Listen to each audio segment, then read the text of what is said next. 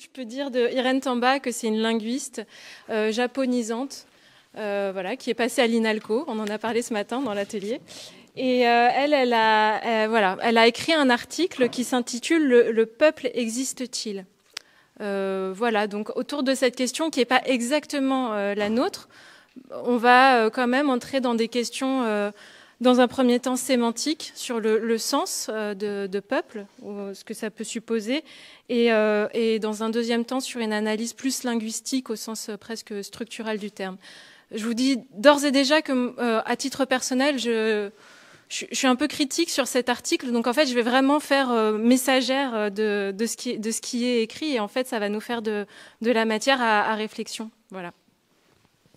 Donc l'analyse sémantique, ça veut dire une analyse du sens, en fait. On va passer par le sens. Donc souvent ce qu'on fait dans les analyses sémantiques en linguistique, c'est qu'on part des définitions qui sont données par les différents dictionnaires dans une perspective dite diachronique, donc à travers le temps. Le postulat de départ de Irène Tamba, c'est de questionner de pourquoi et comment le peuple, la notion de peuple est ambivalente, dans le sens où elle peut définir à la fois la totalité d'un peuple, mais aussi une partie, à savoir ce dont on a parlé à l'instant, une certaine classe sociale. Donc, d'un point de vue sémantique, elle a observé, elle a mis en comparaison 3 définitions. La première, c'est une définition du Petit Robert. La deuxième, c'est une définition du dictionnaire Hachette. Et la troisième, c'est le TLF, donc le Trésor de la langue française. Donc, dans le premier cas du Petit Robert, ensemble d'êtres humains vivant en société, habitant un territoire défini et ayant en commun un certain nombre de coutumes et d'institutions. Voilà. Dans le dictionnaire Hachette, ensemble d'êtres humains vivant sur le même territoire ou ayant en commun une culture, des mœurs, un système de gouvernement. Et enfin, ensemble des humains, donc là c'est le Trésor de la langue française, ensemble des humains vivant en société sur un territoire déterminé qui, ayant parfois une communauté d'origine, présente une homogénéité relative de civilisation et sont liés par un certain nombre de coutumes et d'institutions communes. Bon, tout ce qu'on comprend, c'est qu'en fait, il va y avoir des caractéristiques communes entre un groupe d'êtres humains, mais on ne sait pas exactement dans quelle mesure et quelles vont être ces caractéristiques communes. Ce qui est intéressant, par contre, de noter, c'est que le mot « ensemble » prend progressivement le pas sur des définitions plus anciennes, notamment de l'Académie, où on allait parler de multitude d'êtres humains. Dans multitude, on avait la question à la fois du nombre, mais aussi du côté bigarré, d'une diversité, qui se perd au profit d'une homogénéité. Mais il reste à définir un peu les contours de cette homogénéité. Ce qui est sûr, c'est qu'il y a un caractère borné bien défini à peuple. C'est une masse indénombrable. Plus tard, on va voir dans les définitions la notion de citoyen qui va arriver. Ensemble des citoyens d'un État, ensemble des citoyens de conditions modestes, par opposition aux catégories privilégiées. Donc il y a une question civique qui va s'imposer, mais on ne sait toujours pas si on parle d'une totalité ou d'un sous-groupe de citoyens, on n'arrive pas à définir.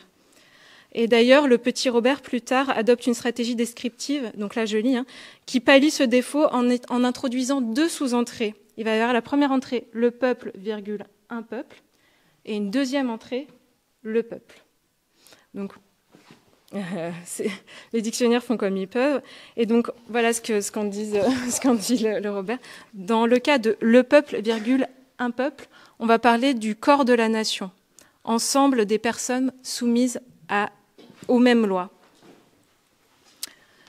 Le peuple, sujet de droit politique. L'ensemble des personnes, des citoyens qui constituent une communauté. Voilà. Et dans la définition qui définit seulement le peuple, c'est le plus grand nombre opposé aux classes sociales supérieures dirigeantes ou aux éléments les plus cultivés de la société. Et là, ce qui est intéressant, c'est qu'on a le mot masse qui apparaît et qu'on ne pourra pas utiliser dans n'importe quel contexte. Voilà. Donc on a avec le mot masse la question d'une infériorité, en tout cas de pouvoir qui apparaît. Voilà. Il y a une idée de groupement, d'ensemble qui prend le pas sur multitude. On a la classe sociale qui arrive. Et il y a quelque chose qu'on va regarder maintenant sous un angle plus linguistique, c'est la notion de dénombrable ou de nombrable. En fait, c'est pour ça qu'on s'intéresse au déterminant le peuple. Est-ce qu'on va pouvoir dire 1, 2, 3 peuples ou pas, et dans quelle mesure? Voilà. Joint à un nom singulier, il pose l'unicité du référent nommé en le situant dans un univers de discours déterminé. Voilà. Ça en fait donc un massif indénombrable. Ce qui est intéressant, c'est que pour étudier cette question, Irène Tamba, elle va opposer peuple à population. Le nom collectif peuple ne comporte pas de traits comptables. Il diffère par là de son homologue anglais people. On peut compter les peuples, mais non transposer l'anglais the number of the people par le nombre du peuple. L'objet propre à la démographie n'est identifié sous le nom de population en anglais. Puis, à partir de la seconde moitié du XVIIe siècle. Voilà. On aura besoin plus tard d'une unité de comptage uniforme, et c'est là qu'on va nous-mêmes adopter population. Là, le peuple totalité suppose une démarche unificatrice qui nie toute classe sociale. À l'inverse, le peuple parti procède d'une division de la société en classes distinctes, qu'elle soit la place marginale ou prépondérante dévolue à la classe populaire. En conséquence, le peuple totalité et le peuple parti renvoient à des entités humaines qui s'actualisent selon des conditions et une temporalité propre à chacune. Voilà. C'est pas forcément ce qui est le plus intéressant. Mais moi, du coup, j'ai pensé que ça pouvait être intéressant qu'on se questionne vraiment par un exercice, pour le coup, très linguistique de permutation. Peuple et culture. Donc, on a plein de possibilités qui pourraient engager ce pluriel, soit sur peuple, soit sur culture. Alors, nous, on peut partir de un peuple, une culture. On peut passer à les peuples, les cultures. On peut passer à des peuples, des cultures. Et on pourrait même aller vers des possessifs, nos peuples, nos cultures. Et en fait, on ne fait que questionner le S, mais sans se dire, mais d'où viendrait ce S, en fait? Est-ce que ce serait d'une définition, d'une indéfinition, de peuple ou de culture, ou des deux? Parce qu'on pourrait aussi tomber dans un modèle qui ne soit pas harmonisé. Et tout ça, ça a des implications de sens. Et moi, c'est ça qui me paraît le plus intéressant. Et là, je parle à la première personne, et c'est ce que je vais défendre. C'est qu'en fait, et ça va vraiment dans le sens de l'atelier de ce matin, c'est que c'est moins les mots dans ce qu'ils sont intrinsèquement que l'usage qu'on en fait, et surtout la possibilité de la négociation autour de l'usage de ces mots-là. Et on sait à Peuple et Culture qu'on est en travail depuis un petit moment sur les droits culturels, que Typologie, donc un manuel qui a été mis au point par Culture 21, reprend donc les droits culturels, identité, diversité, patrimoine, communauté, participation, éducation, information, coopération, ces droits culturels qui sont cités dans la Convention de Fribourg. Moi, ils m'intéressent à deux égards. Donc là, on passe du linguistique au juridique. On est dans les... Mais je vais revenir au linguistique après. Moi, ce qui m'intéresse, c'est de faire un détour vers la notion d'identité et de communauté. Parce qu'en fait, là, on est en train de se questionner sur notre autodéfinition, l'autodéfinition d'un mouvement. Et on passe par que désigne le peuple. À partir du moment où on se questionne sur ce que désigne le peuple, on tombe dans une assignation. C'est-à-dire qu'on va nommer une entité qui est soit à l'intérieur de nous, soit on se situe dans cette entité-là. Dans les droits culturels, on défend vraiment la liberté pour chacun et chacune de s'identifier selon les critères qui lui sont propres. On défend aussi la liberté d'appartenance. La liberté d'appartenance est plurielle et mouvante à différents groupes. Et peut-être que cette notion, enfin, le côté indéfini de est-ce qu'il y a un S, est-ce qu'il n'y a pas d'S, en fait, permet cette mobilité-là de l'identité individuelle et de l'identité collective. Voilà, ça c'est une question.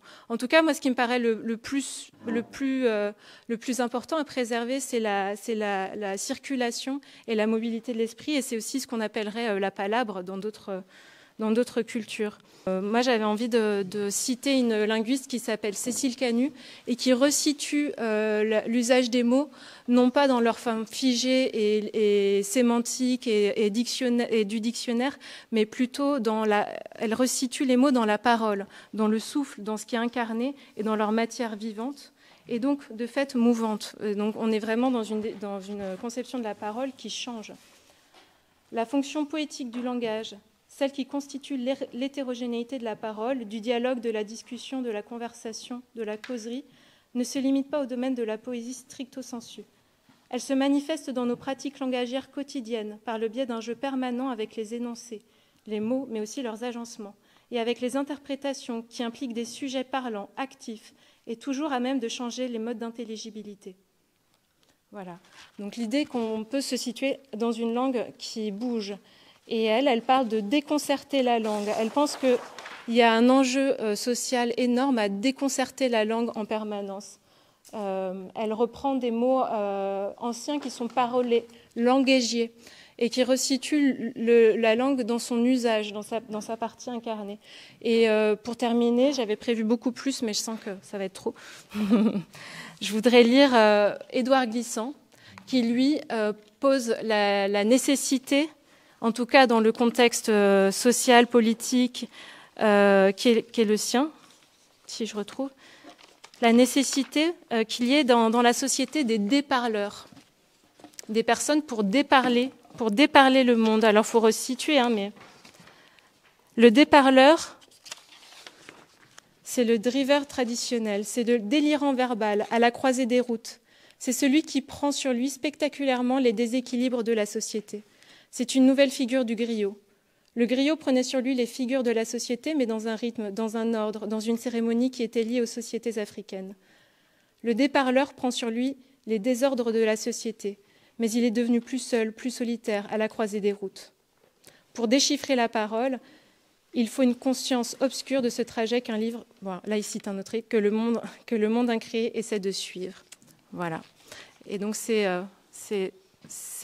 l'idée que je porte en jeu, J-E. C'est l'idée qu'il faut vraiment continuer à déparler le monde, organiser des espaces de palabres autour des mots qu'on emploie, plutôt que essayer de définir le mot qu'on veut fixer durablement.